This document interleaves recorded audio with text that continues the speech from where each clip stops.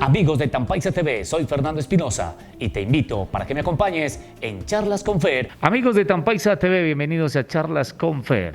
Hoy con nuestro invitado, como llevamos ya 9 programas con vamos a hablar con el doctor Orlando Montoya Moreno, epidemiólogo, quien nos ha venido ilustrando y dando pues algunos tips, algunas noticias, alguna información, recomendaciones, bueno, una gran cantidad de información importante para nuestra comunidad y que está también atenta a nuestros especiales. Aquí, doctor Orlando, bienvenido a otro programa más de Charlas con Fer y hablando del COVID-19.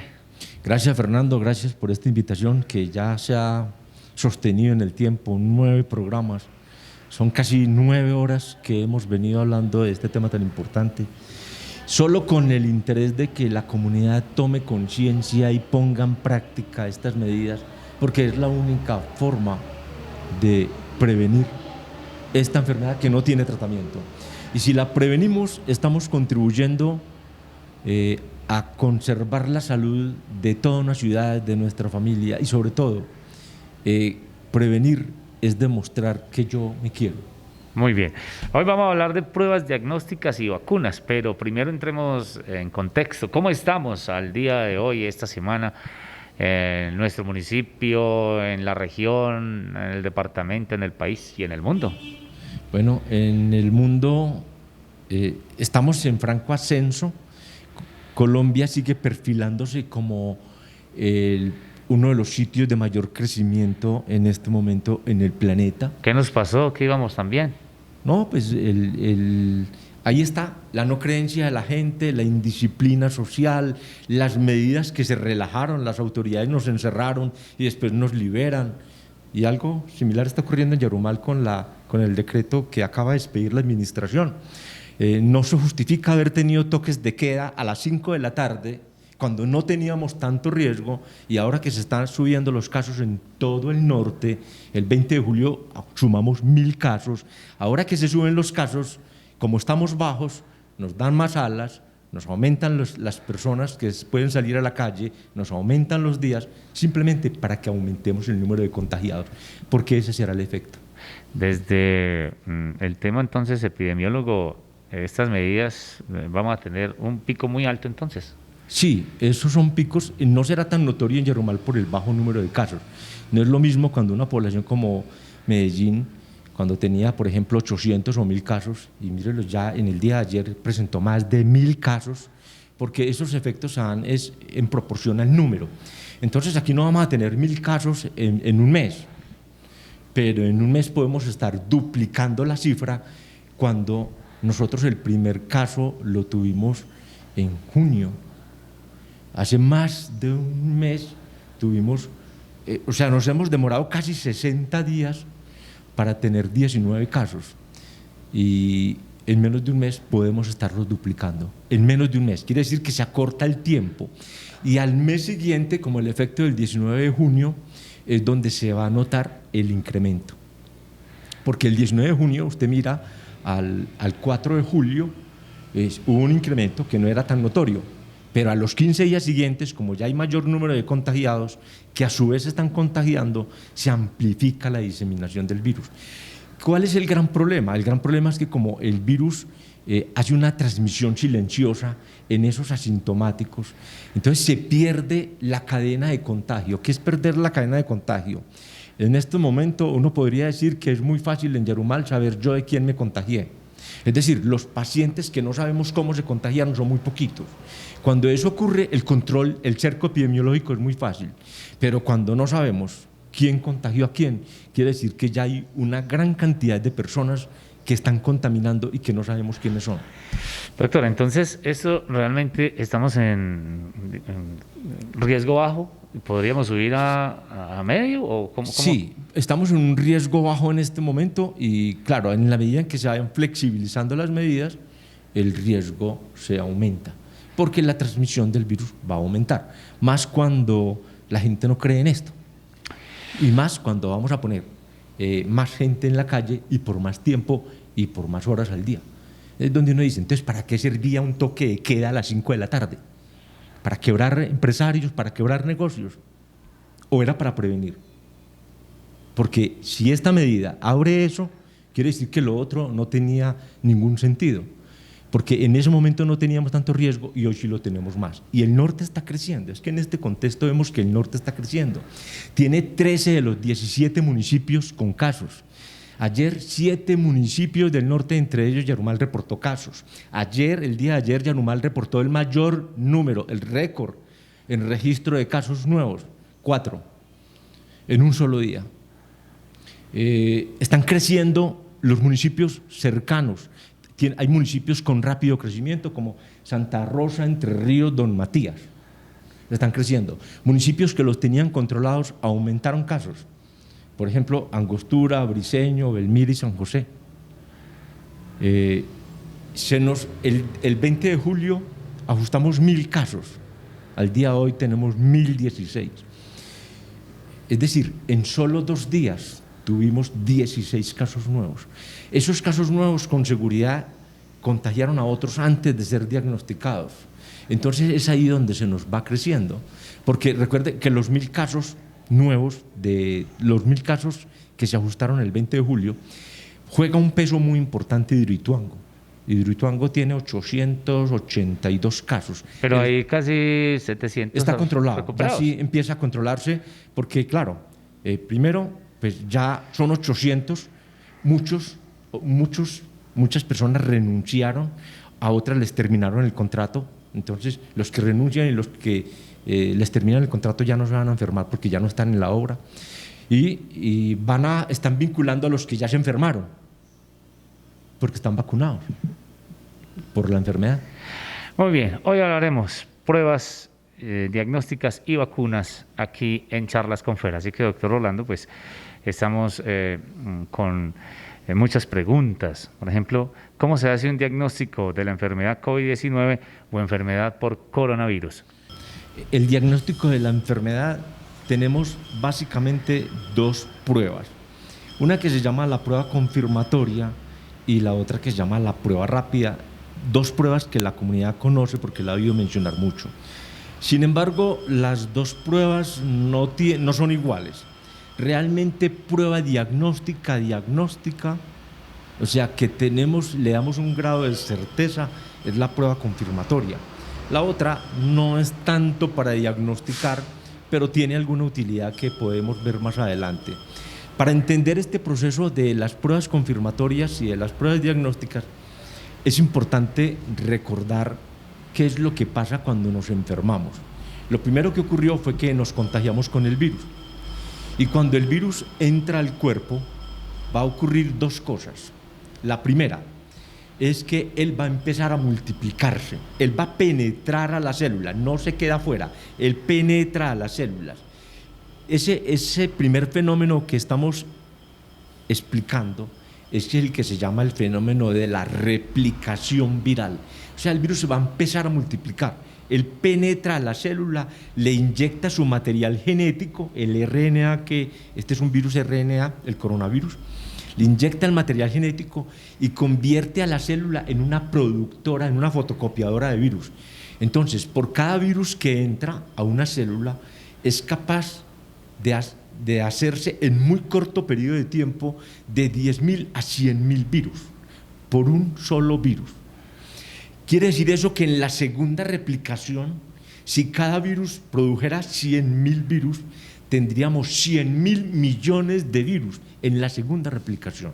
Y eso es el primer fenómeno que ocurre. Entonces el virus entra y produce una gran reproducción de sí mismo a través del material genético de la célula. Pero al mismo tiempo se da el segundo fenómeno. Cuando el cuerpo encuentra que hay un extraño, que hay un intruso, que hay un microorganismo, un microbio que invadió y que está produciendo daño, él dice, este no es de este cuerpo, lo reconoce como algo extraño y lo empieza a atacar. Es decir, desencadena lo que se llama el sistema, activa el sistema inmunológico, activa el sistema de defensa, que básicamente hay 3 componentes en el sistema de defensa. Hay un primer componente que es lo que llamamos las barreras naturales, o una defensa natural. Hay una defensa que se adquiere y hay una defensa que se puede entregar al cuerpo, que es lo que se llama el sistema pasivo de defensas. Esos son los mecanismos que van a ocurrir. Esto va a ser pues, muy interesante si lo logramos entender en forma. El sistema natural de defensa está básicamente, empieza con la piel. La piel protege todo nuestro cuerpo de que no entren intrusos. Doctor, ¿y esto de las defensas? Porque realmente pues el cuerpo humano, usted dice que activa la defensa y es un asunto pues bastante interesante, porque se arma de pronto una guerra ahí entre virus, antivirus y el mismo cuerpo lo hace. ¿Por qué no explicarle pues a nuestros televidentes estas formas de inmunidad? ¿Qué le podemos decir? Es exactamente el término que usted empleó. En el cuerpo va a ocurrir es una guerra, es una batalla, digámosla que una batalla naval, porque todo el sistema de defensa se va a activar en muchas partes, pero va a circular primordialmente por la sangre. O sea, ese es el río, el gran océano por donde van a circular todo.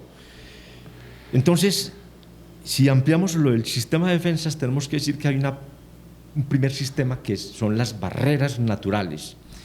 Es decir, nuestro cuerpo tiene elementos que funcionan para protegernos, y la piel es una de ellas. La piel permite que nuestros órganos internos no entren en contactos con bacterias, y por eso no todas las bacterias penetran por la piel. Por eso el coronavirus, a pesar de que nos entra, nos podemos contaminar las palmas de la mano, no entra por la palma de la mano. Necesitamos que lo llevemos a la boca, a la nariz o a los ojos para que él pueda entrar donde él hace el daño, en el sistema respiratorio.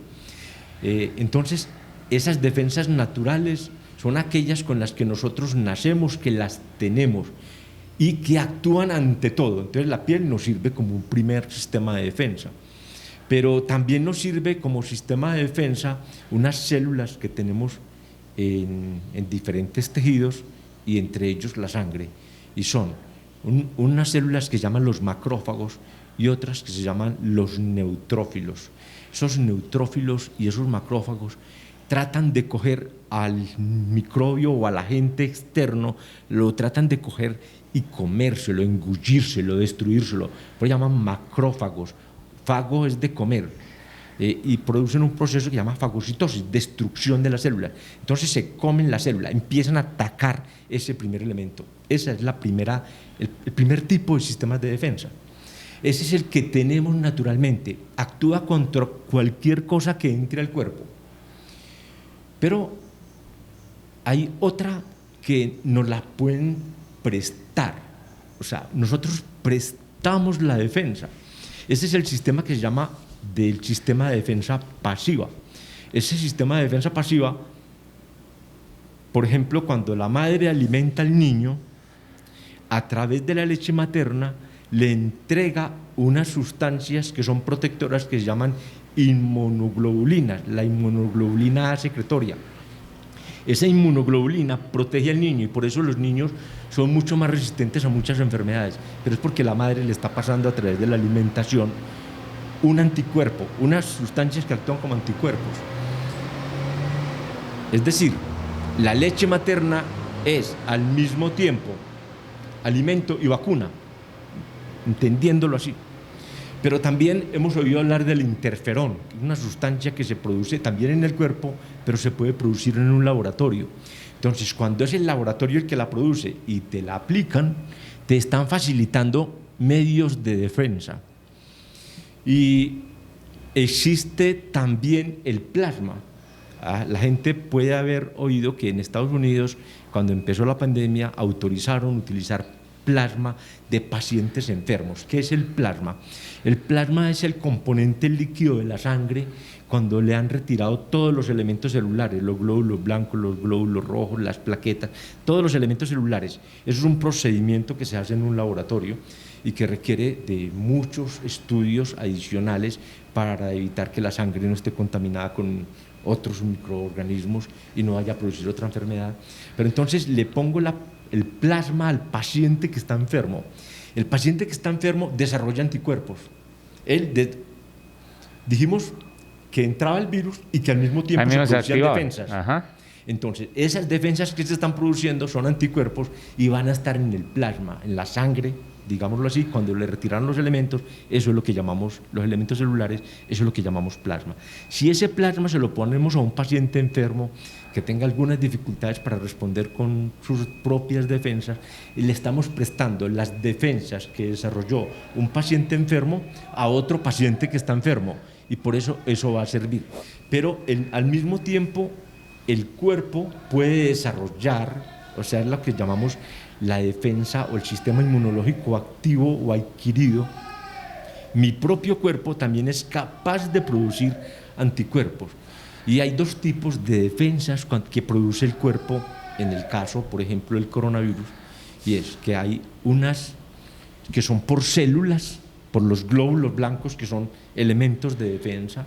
Los neutrófilos son un tipo de glóbulos blancos, pero ya en la que estoy hablando serían los linfocitos, que hay unos B y otros T, que son capaces de matar el virus. Y hay otras sustancias que son las inmunoglobulinas, así como la que pasaba la leche materna, que se la pasaba al niño. Estas son inmunoglobulinas que produce nuestro cuerpo cuando está frente al virus, y hay dos especialmente, la M y la G. Este sistema de defensas y este virus que entró es lo que va a ser importante en el reconocimiento y en el desenvolvimiento tanto de la enfermedad como en el diagnóstico. Bueno, ¿y qué relación tiene esto pues con las pruebas diagnósticas, todo esto que me acaba de contar? Tiene mucha relación, porque, mire, si dijimos que ocurrían dos cosas cuando entraba el virus, una es la replicación, Sí. y la otra es desencadenar un sistema de defensa, activar un sistema de defensa que producía, dijimos, linfocitos B, linfocitos T, inmunoglobulinas M, inmunoglobulina G. Entonces, la prueba confirmatoria va a buscar virus, porque el virus está replicando, va a buscar virus. ¿Qué busca el virus? Busca el material genético. Entonces, la prueba confirmatoria va a identificar el virus a través de buscar su material genético, porque lo que él hace es inyectarle a la célula su propio material genético y la célula empieza a producir miles de virus. Y en cambio, las pruebas rápidas no buscan virus, buscan los anticuerpos que está produciendo el cuerpo. Ajá. Y por eso las pruebas tienen aplicaciones diferentes y significados diferentes. Y ahí es donde entra la pregunta, entonces, ¿cómo se toman estas muestras? Porque hablan de un tamizaje, hablan de una PCR, bueno, tienen unos términos, pero entonces, ¿cómo se toman esas muestras para poder identificar? Son muestras distintas y funcionan distintas. Ajá. Si la prueba confirmatoria busca es virus, y sabemos que el virus lo vamos a encontrar en gran cantidad, digamos, en la faringe, detrás de la nariz, en la nasofaringe. Lo vamos a encontrar también en los bronquios, en los pulmones, y ahí también se pueden tomar muestras para la prueba confirmatoria, que es la que busca virus. Entonces, para encontrar el virus, o sea, para hacer la prueba PCR, que se llama, como se denomina científicamente, la prueba PCR es una prueba confirmatoria.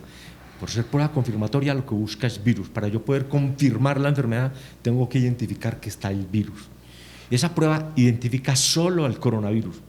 Es específica para coronavirus, no se confunde con otro microorganismo.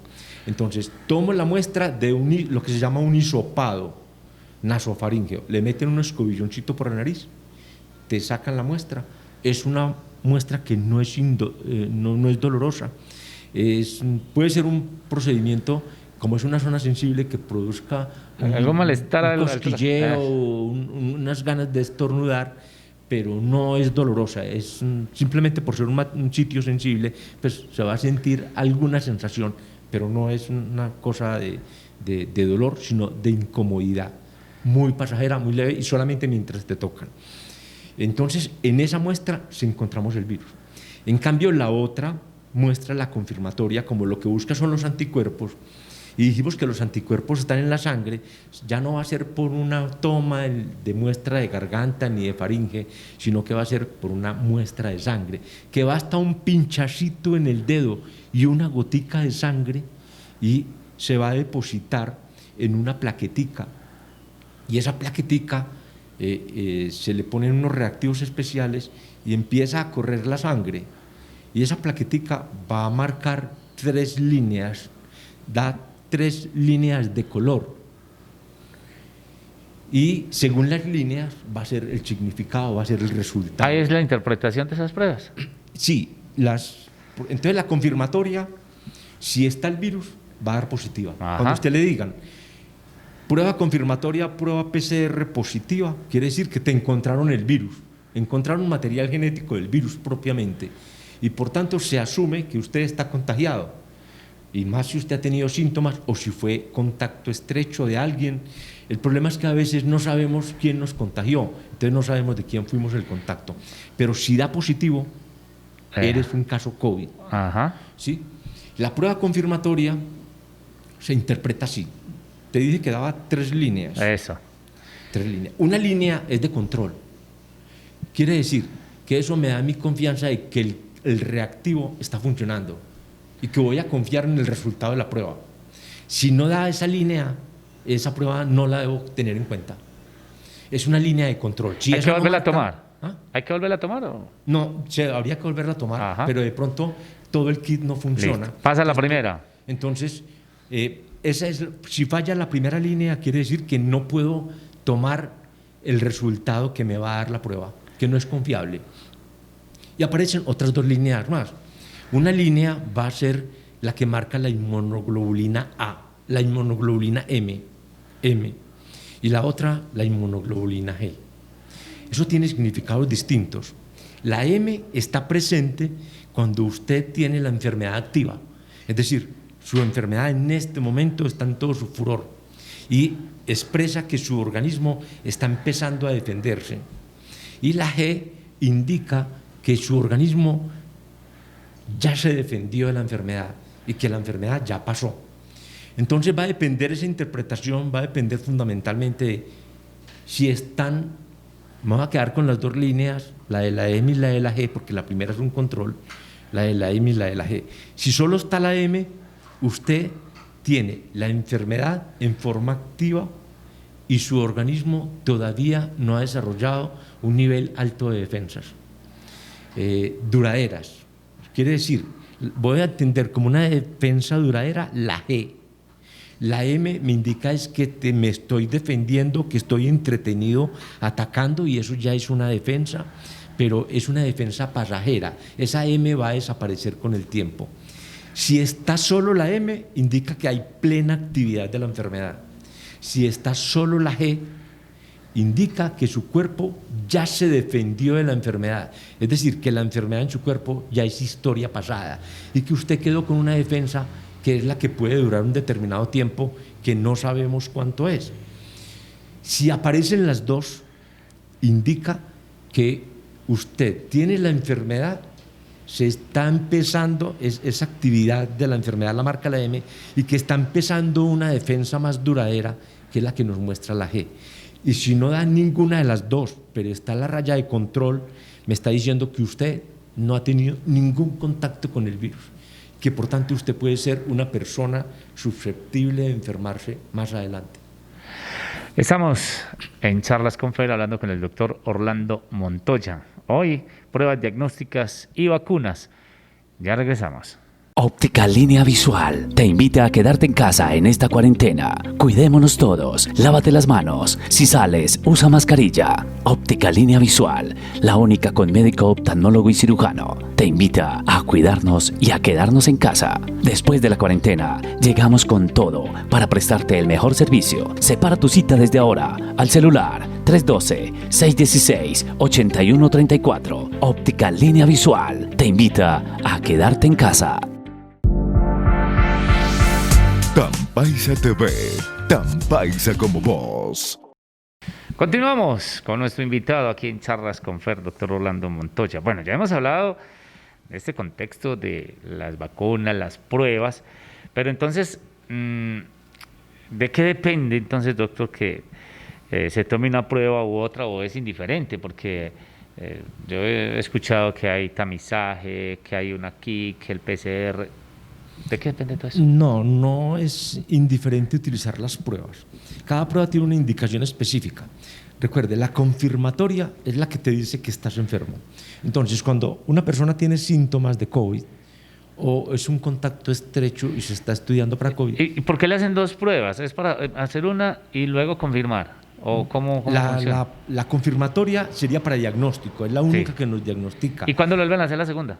Entonces, ya dependiendo de la evolución del cuadro, después de 14 días, según la evolución, se le tomaría una nueva confirmatoria para mirar si todavía está el virus, porque la confirmatoria, recuerde que detecta el virus, el primer fenómeno que ocurría, que se replica.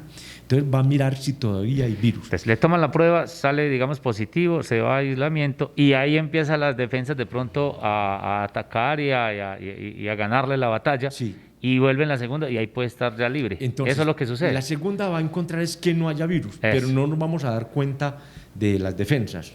Se entiende que si ya no hay virus es porque las defensas actuaron. Lo controlaron, pero no estamos determinando con esa prueba cuál inmunoglobulina está presente. Ajá. No nos da sino información del virus. Entonces, el paciente fue diagnosticado, es COVID positivo, es el que se cuenta en estas estadísticas, o el paciente o el contacto. Esos contactos, recuerden, muchos van a salir asintomáticos, o sea, van a dar positivos y no tenían síntomas. Estos pacientes se les hace un seguimiento. El que no tenía síntomas no sabemos si los va a desarrollar después. Algunos los llegan a desarrollar y se convierten en un cuadro sintomático. Otros permanecen como asintomáticos, pero como tenían el virus, lo pueden transmitir. La prueba confirmatoria es entonces para decir usted es un paciente COVID. La prueba rápida es una prueba que no es tanto confirmatoria, sino presuntiva. Es decir, ahí es donde aplica el término que usted utilizó de tamizaje. ¿Qué es un tamizaje? Un tamizaje es como pasar por un colador un grupo de personas para determinar si puede o no estar enfermo. Entonces le preguntan, ¿tiene gripa? ¿Le ha dado tos? ¿Le ha dado esto? ¿Ha tenido fiebre? Por ahí empieza. Aunque no tenga síntomas. Ajá. Por ejemplo, esto se aplica en grupos de población de riesgo. Supongamos, el personal de salud es de alto riesgo.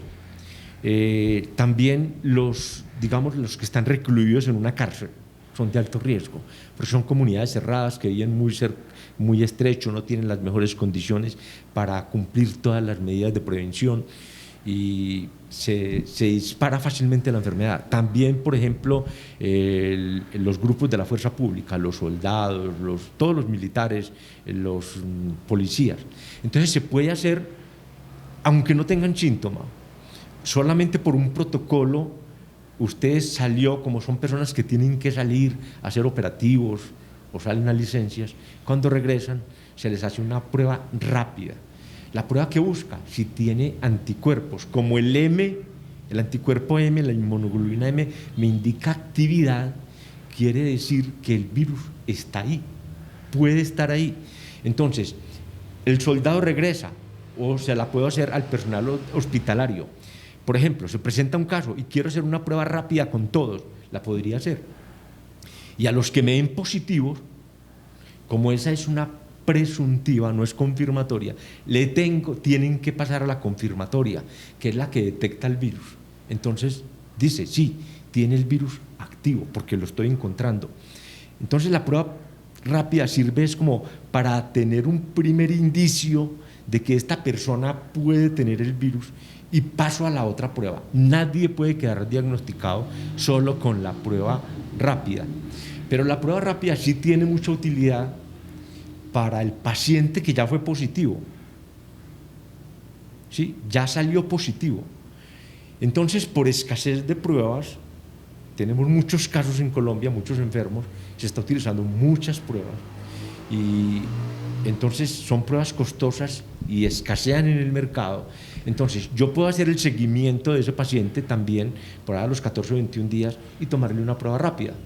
Y le tomo la prueba rápida y me dice que tiene la inmunoglobulina G,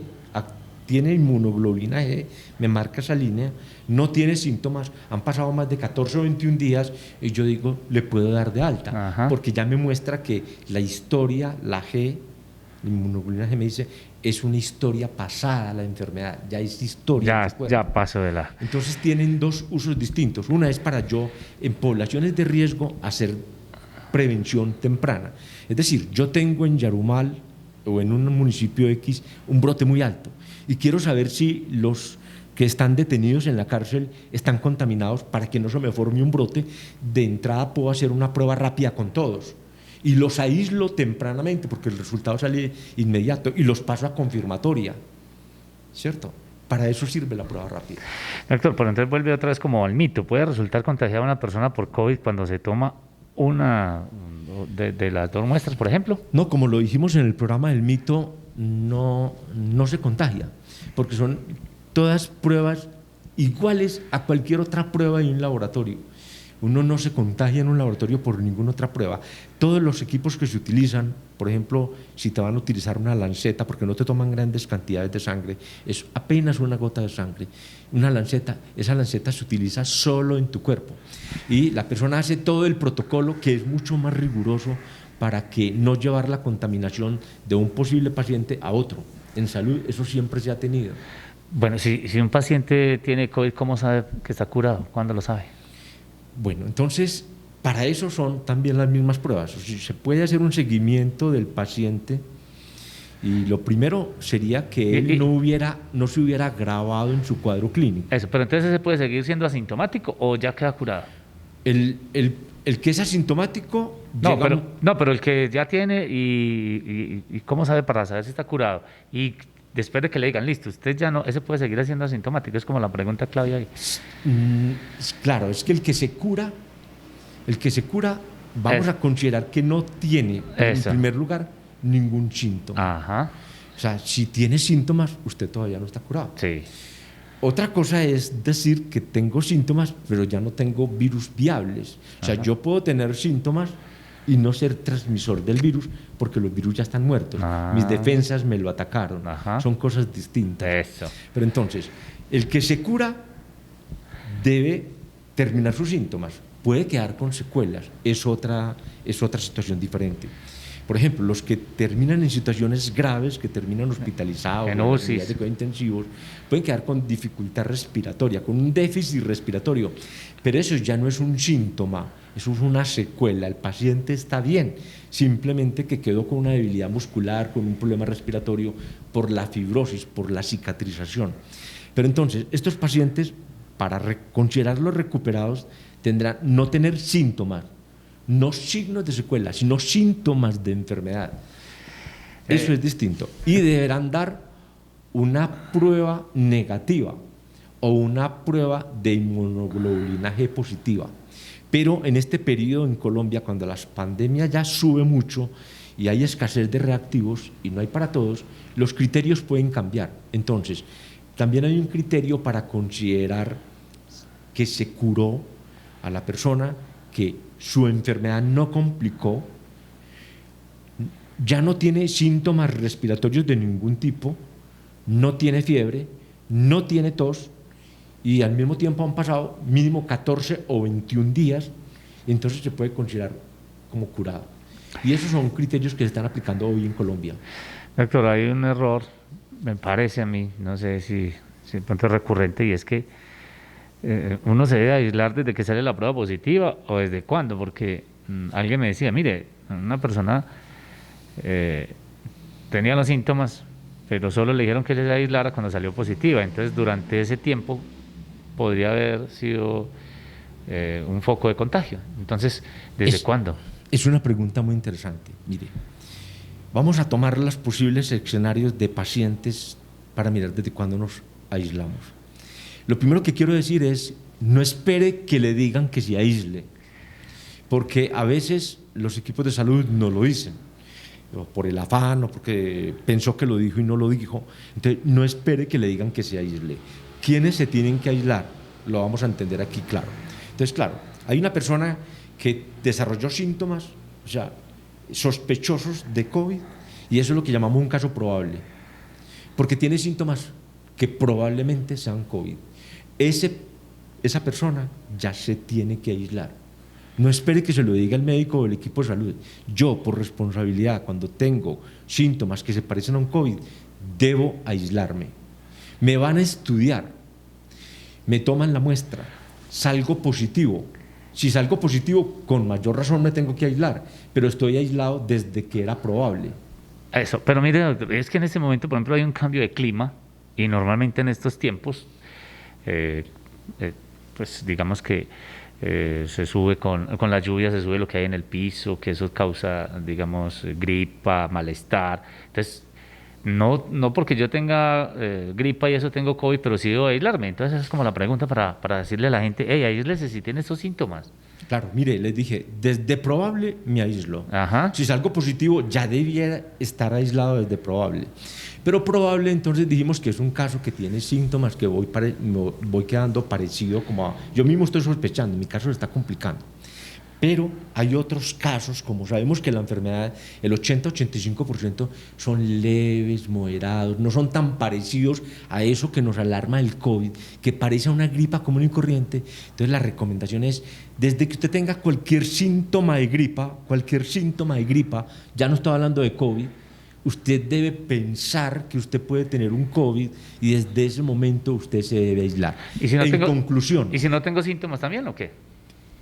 muy importante. En conclusión, si aísla toda persona que tenga síntomas respiratorios, que piense que esté desarrollando una gripa, piensa no, tiene un cuadro de gripa. Cuadro de gripa, ya empecé Sí, a toser y malestar. Desde Ajá. gripa me aíslo, pero también me debo aislar si yo, aunque esté sano, me di cuenta que yo estuve con un paciente que están estudiando para COVID. No ha salido el resultado, lo están estudiando. Yo soy un contacto de él, entonces yo me debo aislar y estoy sano, no tengo síntomas.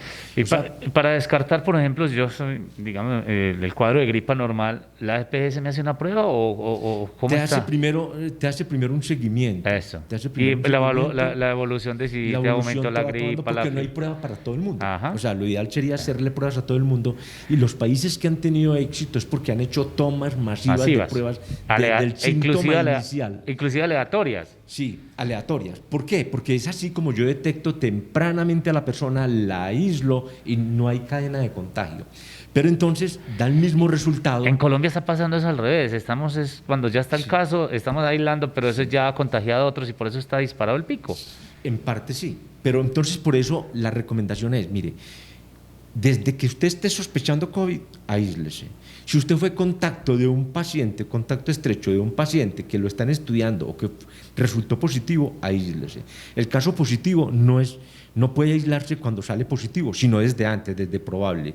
Pero mucho antes de probable, todo síntoma de gripa debe ser aislado. Entonces, si no me están tomando la muestra, pero yo me estoy aislando, el resultado ante la comunidad es el mismo, no lo estoy transmitiendo. Bueno, doctor, hablemos ahora de la esperanza del mundo que está, digamos, situado en las vacunas. Es realmente la esperanza, porque todo el mundo ya en un mes, en 2 meses, ya hay videos que en Estados Unidos, que Rusia, que China, que, bueno, entonces sí tenemos esa posibilidad. Sí, tenemos esa posibilidad, va muy adelante y es un gran logro de la ciencia. Nunca antes en la existencia humana se había logrado avanzar hasta donde está hoy el avance de las vacunas contra el coronavirus, en tantos equipos, tantos tipos de vacunas en tan corto tiempo. La pandemia tiene 7 meses y llevamos 5 meses de investigación en vacunas y ya hay luz verde. Ahí se cae el mito de que implantaron el virus para vender la vacuna, porque si ya lo estuvieran vendiendo. ¿O qué? ¿O No, el hecho de que la vacuna se venda no sugiere la existencia no confirma el mito de que la vacuna el virus se creó para crear la vacuna. Por eso, porque no, entonces, ahí se cae el mito, porque entonces si fuera ya la estuvieran vendiendo. Exacto, no lo confirma, porque Ajá. antes si hubiera tenido la fórmula, Ya. si creo el virus y no lo suelto hasta que yo no tenga la vacuna para ser el primero en venderlo. Mire que los equipos de investigación de todo el mundo Están a la par. van a la par. Hay unos más atrasados, pero hay 8 vacunas que van muy adelante y de todos los polos económicos del mundo, de los capitalistas y de los socialistas. No es así. ¿Por ahí cuándo tendremos esa vacuna según sus Mire, hay análisis? unas expectativas. La Universidad de Oxford dice que probablemente puede que para septiembre o octubre, pero sabemos que la disponibilidad de la vacuna puede estar con seguridad para los primeros meses del año 2021. Estas vacunas que son un gran adelanto. Sabemos, lo que va mostrando es que sí producen anticuerpos. Lo que no sabemos es cuánto va a durar la inmunidad de los anticuerpos. Entonces, por ejemplo, Pueden ser varias dosis. sí, hasta el momento se sugiere 2 dosis, una y al mes la otra, para aumentar el potencial de anticuerpos. Porque si te vuelvo a dar la misma vacuna, los anticuerpos vuelven y se disparan. Entonces vas a tener mayor protección. ¿Esa vacuna la están trabajando sobre el que ya está enfermo o sobre la prevención? No, mire, esa vacuna se está trabajando de la siguiente forma. En primer lugar, son 163 vacunas que van más adelante. De las 163, hay 23 que van en las fases más importantes. Una vacuna tiene varias fases de creación. La primera es una experimentación en animales. La segunda es en humanos. Y la segunda en humanos tiene 3 etapas. En este momento hay 8 vacunas que están en la tercera etapa. De las 8 vacunas que están en la tercera etapa o que están entrando a la tercera etapa, hay 3 de mucho renombre, de mucho prestigio, que han dado muy buenos resultados y que son muy conocidas. Una en Alemania por el laboratorio Pfizer, una en Estados Unidos por el laboratorio Moderna y otra en Inglaterra con la Universidad de Oxford y el laboratorio AstraZeneca. Las vacunas no son iguales, se producen distinto. Por ejemplo, las que está produciendo Pfizer en Alemania y Estados Unidos, Moderna, el laboratorio Moderna, la están produciendo con una tecnología que por primera vez se estrena en la ciencia. Como el virus tiene ARN mensajero, y les explicamos que el virus llegaba a la célula, inyectaba su material genético y convertía la célula en una fotocopiadora de virus. Se expandía. Estos 2 equipos están trabajando con una metodología similar a cómo funciona el virus. Entonces cogen un RNA mensajero al que le quitan, no es el virus, es el RNA mensajero, partículas de ese RNA mensajero, y la van a inyectar al cuerpo humano, la van a introducir al cuerpo humano. Él va a entrar a la célula. Recuerde que siempre insistimos, el virus no queda en la superficie, entra a la célula. Ella va a entrar a la célula y va a funcionar igual a como funciona el virus. El virus entraba a la célula y la convertía en fotocopiadora de virus. Aquí va a entrar esa vacuna, va a entrar a la célula y ese RNA mensajero va a convertir la célula en una fotocopiadora, pero no de virus, sino de anticuerpos. De anticuerpos. Entonces, eso es como lo va a defender la vacuna, tanto de Pfizer como la de Moderna, la de Estados Unidos, o sea, la de Alemania y la de Estados Unidos. La vacuna de la Universidad de Oxford es una vacuna que funciona diferente. Ellos cogieron un coronavirus que produce gripa en los chimpancés, los modificaron, cogieron el material genético del virus, lo modificaron, le hicieron una variación, o sea, le quitaron las propiedades agresivas que tenía el virus y le hicieron una modificación para que atacara la espinita, el penacho que tiene el coronavirus, que es el que le da el nombre de corona, esos rayitos, eso se llaman las espinas. Esas espinas o spike en inglés, es la proteína, famosa proteína S. Todas están trabajando con la proteína S, que es la que hace que el virus entre a la célula. Entonces esta vacuna del laboratorio de la Universidad de Oxford y el de AstraZeneca, lo que hace es que coge ese RNA, lo modifica y del chimpancé.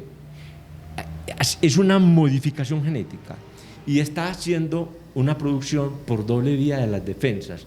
Nosotros decíamos que cuando explicábamos las vías de las defensas, que cuando empezaban las defensas había unas por células, como los linfocitos T y B, y otros por anticuerpos. Pues esta vacuna de Oxford genera las 2 vías de defensa, produce linfocitos T. Linfocitos T se llaman linfocitos T asesinos, porque destruyen el microbio, destruyen en este caso el virus, y producen anticuerpos. Hay una diferencia entre los 2 equipos. Los equipos de vacunas que están desarrollando Estados Unidos y Alemania son vacunas que van a tener precio comercial. O sea, ellos ya dijeron, no va a ser a precio de costo, vamos a tener un precio que dé utilidad. Mientras que la vacuna que está desarrollando la Universidad de Oxford con el laboratorio AstraZeneca es una vacuna que está para servirle a la humanidad. Todos los equipos que están investigando vacunas han recibido cantidades enormes de dólares para financiar la investigación porque son muy costosas. Entonces los laboratorios, el de Alemania y el de Estados Unidos, dicen, la vamos a vender con ánimo de lucro. En cambio Oxford dice, la vamos a poner a disponibilidad de la humanidad sin ánimo de lucro.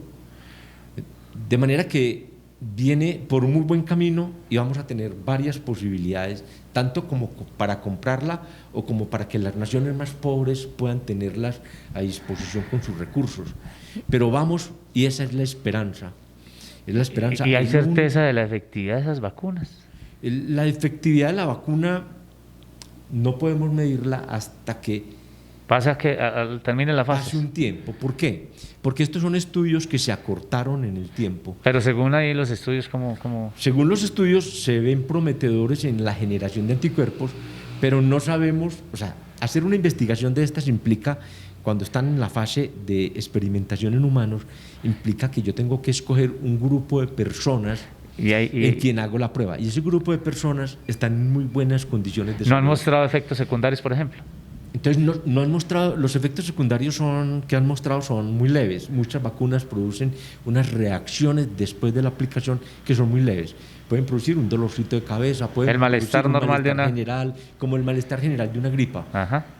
Pero no desarrollan un cuadro severo de la enfermedad y pueden producir una enfermedad. Pero entonces no sabemos, una cosa son esos grupos de investigación en los que se aplica la vacuna, que son pacientes muy seleccionados, otra cosa es la población general. Pero lógicamente es la única esperanza que nos queda en el corto tiempo y yo sería el primero en ponérmela. Hay un mito ahí, la gente está diciendo, no, yo no me la pongo porque eso me activa el... Pues mire, las vacunas, hay dos bandos en el mundo, unos los que hablan mal de las vacunas y otros los que hablan bien. Indiscutiblemente, sin la vacuna, y estamos hablando de que frente al coronavirus, la única esperanza que tenemos mientras se encuentra un tratamiento específico, llevamos años tratando con virus y no hay tratamiento específico para ningún virus. No me quedó claro, ¿va a ser sobre el que está enfermo o sobre prevención? ¿Qué le han dicho los estudios? Las vacunas, sí. No, las vacunas son para aplicarlas a la población general. En general. ¿Quién? ¿A quién? Preferiblemente al sano. Ajá. Pero mientras no haya un estudio que demuestre que los que se enfermaron tienen inmunidad de por vida, mientras eso no ocurra, habrá que aplicársela a la población en general, porque si ellos bajan las defensas, como lo han mostrado algunos estudios y como algunos casos que se ven que se reinfectan, ellos también serían objeto de vacunación. Muy bien. Doctor, para terminar, un mensaje para la comunidad yanomar. Bueno, el mensaje es a cuidarnos mucho. La pandemia está creciendo, el norte está creciendo, no olviden las medidas de protección. Esto es un compromiso, esto no podemos esperar a que el presidente, el gobernador, el alcalde nos encierre o nos libere, eso no se trata de ser responsables. Aquí ya el cuidado está en nuestras manos. En la medida que la pandemia crece, el riesgo es más alto. Asumiendo protocolos, asumiendo las medidas de prevención, nosotros vamos a disminuir el riesgo. No quiere decir que la enfermedad no la vamos a tener. Cualquier descuido, el virus lo aprovecha. Yo he comparado, ayer en una conversación que sostenía, comparé el virus con una chispa que se genera en un recinto, en una casa, donde hay un escape de gas, que para ir a detectar el escape de gas, cuando siento el gas, si con solo prender un bombillo, esa casa se prende, porque al prender el switch hay una chispa y todo el ambiente está lleno de gas. Así es este virus, es altamente explosivo, altamente contaminante y aprovecha cualquier resquicio. De modo que el tapabocas, ese sí es una virtud que tiene el decreto que acaba de sacar la administración, pone el tapabocas de uso obligatorio, pero por favor utilícelo bien, porque no es cualquier tapabocas, no es el tapabocas que me deja espacio, no es el tapabocas que me tapa solo la puntica de la nariz. Hay que cubrir la nariz desde la parte de arriba, desde el puente, todo, no se lo quiten para hablar por celular, no se lo pongan en la barbilla, en el cuello, no tapen solo la boca. A medida que va creciendo esto, la persona que lo va a contagiar, usted la tiene a su lado. Muchas gracias, doctor, por estar nuestro programa Charlas con Fer, hablando del COVID-19. Pronto más especiales con nuestros invitados. Muchas gracias. Tan Paisa TV, tan paisa como vos.